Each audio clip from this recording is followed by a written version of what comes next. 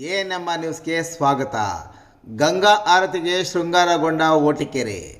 ವಾರಣಾಸಿ, ಹರಿದ್ವಾರ, ನೇಪಾಳ ಇನ್ನಿತರೆ ಧಾರ್ಮಿಕ ಕೇಂದ್ರಗಳಲ್ಲಿ ಗಂಗಾ ಆರತಿಯನ್ನು ಬೆಳಗುವುದು ನೋಡಿರುತ್ತೀರಿ.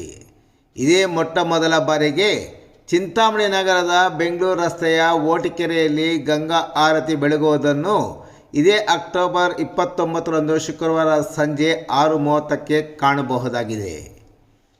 ಇಡೀ ಜಿಲ್ಲೆ ಮತ್ತು ತಾಲೂಕಿನಾದ್ಯಂತ ಉತ್ತಮ ಮಳೆಯಾಗಿ ಕೆರೆಗಳು ತುಂಬಿ ಕೋಡಿ ಹರಿದ ಹಿನ್ನೆಲೆಯಲ್ಲಿ ಹಾಗೂ ನಗರಕ್ಕೆ ಕುಡಿಯುವ ನೀರು ಸರಬರಾಜು ಮಾಡುವ ಕರಂಪಲ್ಲಿ ಕೆರೆ ಕೋಡಿ ಹರಿದ ಹಿನ್ನೆಲೆಯಲ್ಲಿ ಗಂಗೆಗೆ ವಿಶೇಷ ಪೂಜೆ ಸಲ್ಲಿಸಲು ನಿರ್ಧರಿಸಿದ ಮುಖಂಡ ಸತ್ಯನಾರಾಯಣ ಮಹೇಶ್ರವರು ಕರಂಪಲ್ಲಿ ಕೆರೆಯಲ್ಲಿ ವಿಶೇಷ ಪೂಜೆಯ ಜೊತೆಗೆ ಇದೇ ಮೊಟ್ಟ ಮೊದಲ ಬಾರಿಗೆ ಓಟಿಕೆರೆಯಲ್ಲಿ ಗಂಗಾ ಆರತಿ ಬೆಳಗುವ ಕಾರ್ಯಕ್ರಮವನ್ನು ಹಮ್ಮಿಕೊಂಡಿದ್ದಾರೆ.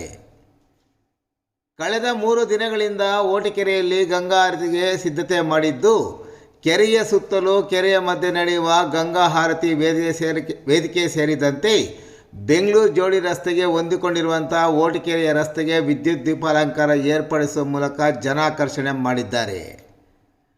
ಕಾರ್ಯಕರ್ತರು ಸೇರಿದಂತೆ ಎಲ್ಲರೂ ಶುಕ್ರವಾರ ಸಂಜೆ 5:30ಕ್ಕೆ ಶ್ವೇತ ವಸ್ತ್ರಧಾರಿಗಳಾಗಿ, ಅಂದರೆ ಬಿಳಿ ಅಂಗಿ ಮತ್ತು ಬಿಳಿ ಪಂಚೆಯೊಂದಿಗೆ ಗಂಗಾ ಆರತಿ ಬೆಳಗುವ ಕಾರ್ಯಕ್ರಮದಲ್ಲಿ ಭಾಗವಹಿಸುವಂತೆ ಸಹ ಸತ್ಯನಾರಾಯಣ ಮಹೇಶ್ ಕೋರಿದ್ದಾರೆ.